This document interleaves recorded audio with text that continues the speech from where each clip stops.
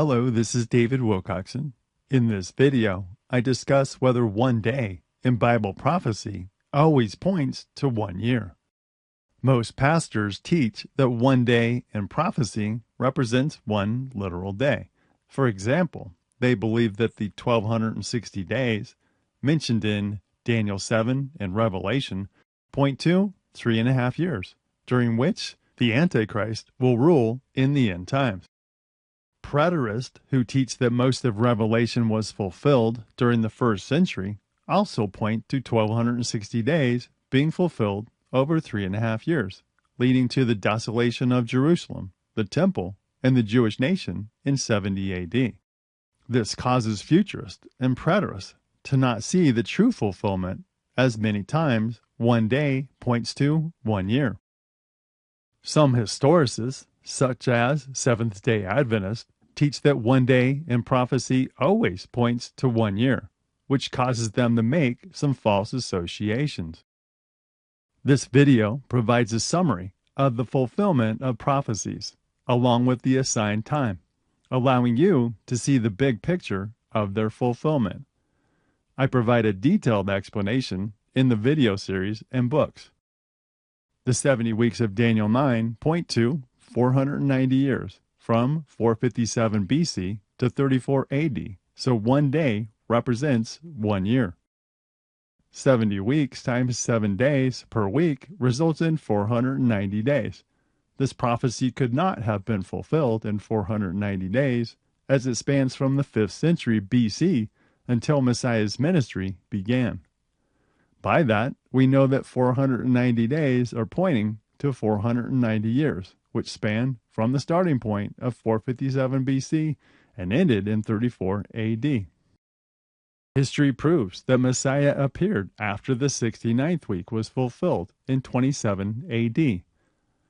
The pronoun he in Daniel 9:27 must point back to the previous proper noun, which is Messiah the Prince. Messiah confirmed the everlasting covenant with his blood as the spotless Passover lamb, ending the need for temple animal sacrifices.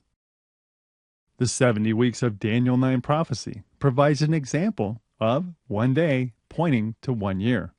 And you can watch the 70th week of Daniel 9 overview video for a summary, and the 70th week of Daniel 9 decoded video series for a full explanation.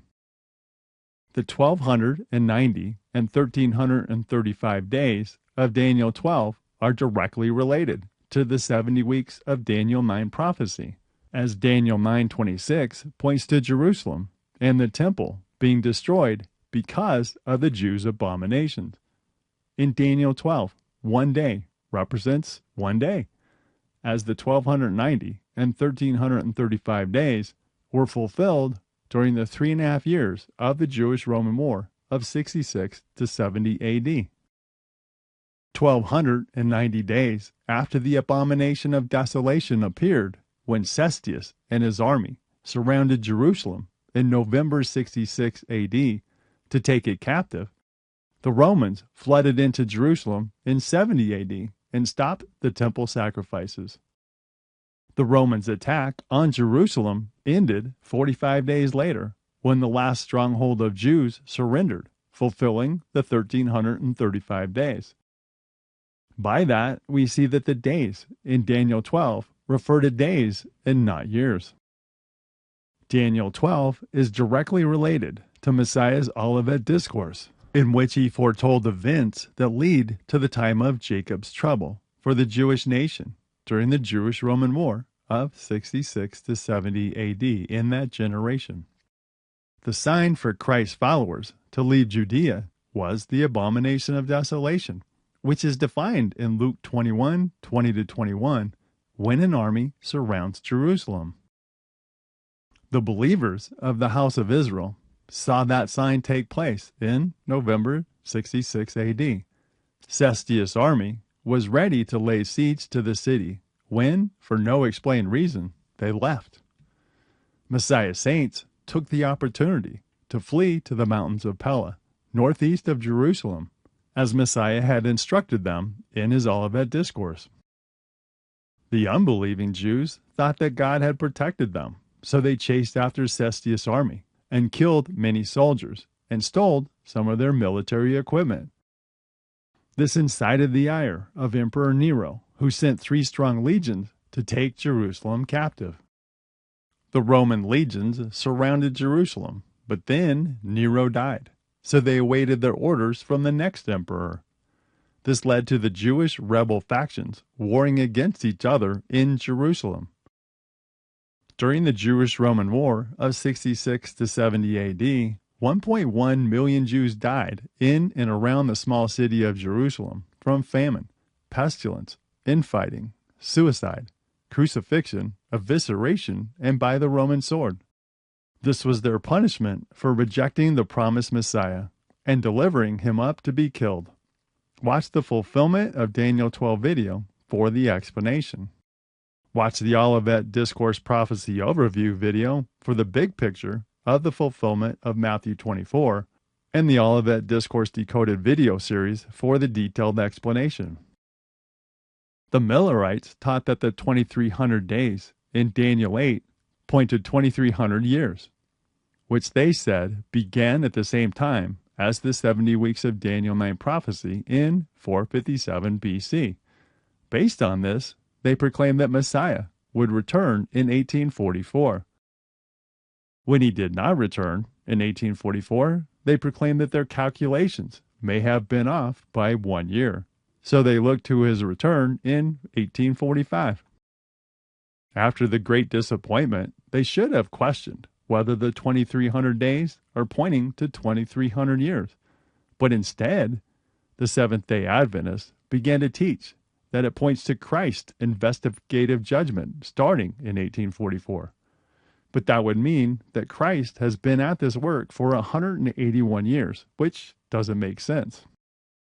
Just as the 1290 and 1335 days in Daniel 12 point to days, not year, so too does the 2300 days in Daniel 8. It was fulfilled when Antiochus, the vile person, surrounded Jerusalem with his armies, which was a type of abomination of desolation, and killed thousands of Jews. Antiochus defiled the sanctuary and caused the daily sacrifice to be taken away for 2300 days. His persecution of the Jews began in 171 BC, and the temple was cleansed in December 165 BC, fulfilling the 2300 days. Watch the Historicism Has Been Hijacked video for an explanation of prophecies that the Seventh-day Adventist Church gets wrong. In Revelation 2:10, Christ points to 10 days of tribulation for the Smyrna church saints. He says, "Do not fear any of those things which you are about to suffer. Indeed, the devil is about to throw some of you into prison, that you may be tested, and you will have tribulation 10 days. Be faithful unto death, and I will give you the crown of life." The most terrible, prolonged persecution in the history of the early church occurred during the 10th Roman Emperor persecution period, as Diocletian sought to root out Christianity from the very face of the earth, from 303 to 312 AD.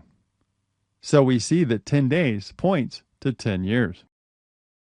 The following prophecies point to 1260 days, or 42 months, which were fulfilled during the 1260 years that the Antichrist beast popes reigned in power, from 538 to 1798. So 1 day represents 1 year. Therefore, it does not refer to 3.5 years of great tribulation during the end times. The little horn of Daniel 7 persecuted the saints for a time, and times, and a dividing of time. So a time is a year, times is 2 years, and a dividing of time is a half a year. So it's pointing to 1260 days. After the Roman Empire collapsed, it split into 10 civil kingdoms, 10 horns. Satan caused the popes of Rome, the little horn, to rise to power among the 10 horns. The pope demanded that the leaders of the 10 civil kingdoms bow to his authority. 3 of the leaders of the Heruli, the Ostrogoths, and Vandals, who had just conquered parts of the Roman Empire during the trumpet judgments, would not bow to the pope's authority, so the leaders were removed from power, fulfilling the prophecy about them being plucked out. You can watch the Little Horn of Daniel 7 video for more information. The reign of the sea beast of Revelation 13, the popes who rose to power over the sea of people of the 10 kingdoms of the fallen Western Roman Empire for 42 months in Revelation 13 points to 1260 years from 538 to 1798, when they were removed from civil power. The Antichrist beast popes of Rome spoke blasphemous things, such as proclaiming to be God, providing salvation, and forgiving sins. They persecuted the saints during the Dark Ages and the Inquisition, a time of great tribulation for Messiah's ecclesia of saints. Watch the Revelation 13 Antichrist Beast Popes of Rome video for the explanation. The 5 months of the fifth trumpet in Revelation 9 represented 150 years of conquest by the Muslim army from 612 to 762 AD. The fifth trumpet represents the Lord using the Arabian Mohammedan army against the central third of the Roman Empire for 150 years. So 5 months of 30 days apiece equals 150 days. In this case, 1 day equals 1 year, so 150 years. The Muslims wore turbans, crowns of gold. They had beards, faces of men, as the Romans shaved. They had long hair like women. They wore chainmail, breastplates of iron, and they were fierce, had the teeth of lions. The falling star was Mohammed. The smoke out of Satan's bottomless pit of lies is the Quran, which prevented the eyes of Arabs from seeing the truth of the gospel of the Son of Righteousness. So we see that the 5 months, the 150 days in the fifth trumpet, were fulfilled in 150 years. Watch the Revelation 9, the fifth trumpet judgment video for the explanation. The sixth trumpet represents the Lord releasing the Turks to cross over the Euphrates River to conquer the eastern third of the Roman Empire. The time says prepared for the hour and day and month and year. So a year is 360 days, a month is 30 days, and then 1 day, so that's 391 days. But it was fulfilled in 391 years. They used large cannons, which filled the air with fire, smoke, and brimstone, to knock down the thick protective walls of Constantinople. The sixth trumpet of Revelation 9 represents 391 years of conquest by the Turkish army, from 1062 to 1453. So we see that in this prophecy, 1 day represents 1 year. Watch the Revelation 9, the sixth trumpet judgment video for the explanation. As you can see with these examples, 1 day does not always equal 1 year. I explain the fulfillment of the Revelation prophecies in the Revelation Timeline Decoded video series and book. If this kind of information benefits you, please like the video, comment, and share it with others, as this helps get it ranked so that others will see the explanations. Subscribe to the channel if you want to be notified about new videos. That's all for today. Keep pressing on for the glory of our King. I love y'all. Shalom.